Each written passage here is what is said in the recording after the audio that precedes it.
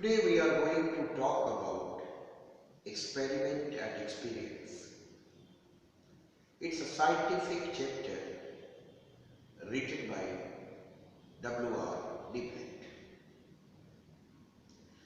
Let us think, what is experiment and what is experience? In the background, if we start thinking, the chapter experiment and experience talks that anyone who is born in mid-20th century. When we say mid-20th century means 1950. This is 21st century. 2016 is the second decade, part of the second decade of 21st century. And the writer is telling in this beginning of the chapter that anyone who is born in mid-20th century is having something of a scientist. Means he is blessed with the scientific frame of mind. He is not an illusionary.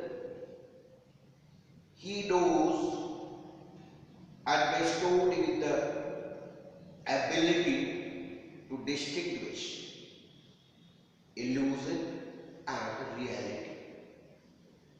He tries to know what is concrete knowledge, and as a young kid, the students of BTech or present day students, if they are taught in a proper way of schooling, they know that what happens when you put body magnesium into nitrogen flask, and what will happen when you are going to drop two solids of different weight from equal height. They know it. They are blessed with the practical approach. At the background of the chapter, I wish to state that in 20th century, scientific temperament was at its peak, and the century was led by the centurion scientist, if you can tell, of that century, Einstein.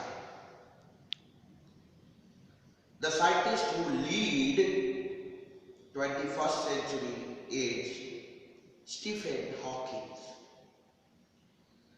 But you might be realized to see the shift from 20th century to 21st century is the shift is from science to technology. There is a big difference between science and technology. Both believe in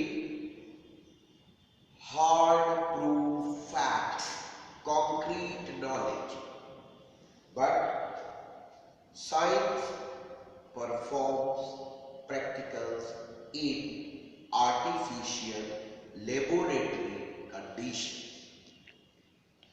and technology brings that science and applies it to make products for the benefit of the masses.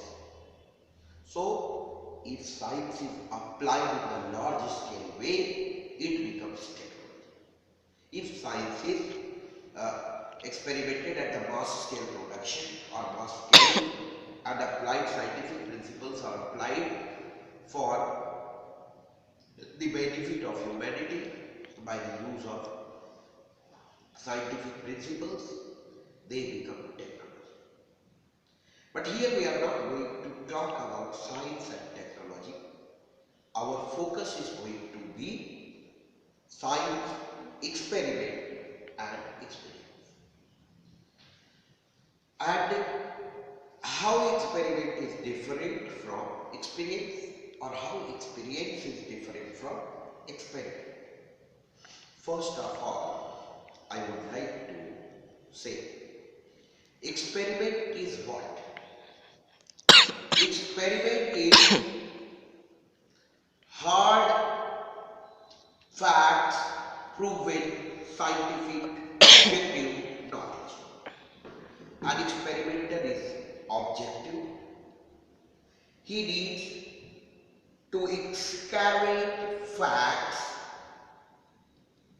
and he looks at facts with the scientific approach, objective approach, and he tries to gain the concrete knowledge.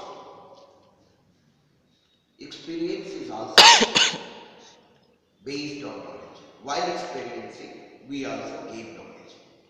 But the knowledge that we receive via experience, while experiencing, is very personal.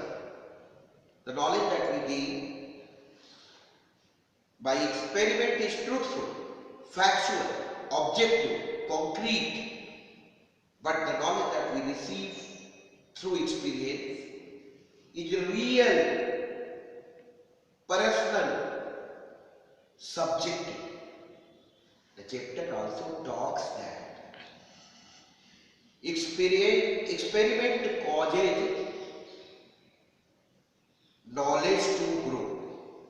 Experiment causes knowledge to grow, while experience causes us to grow. Experiment causes knowledge to grow, experience causes us to grow.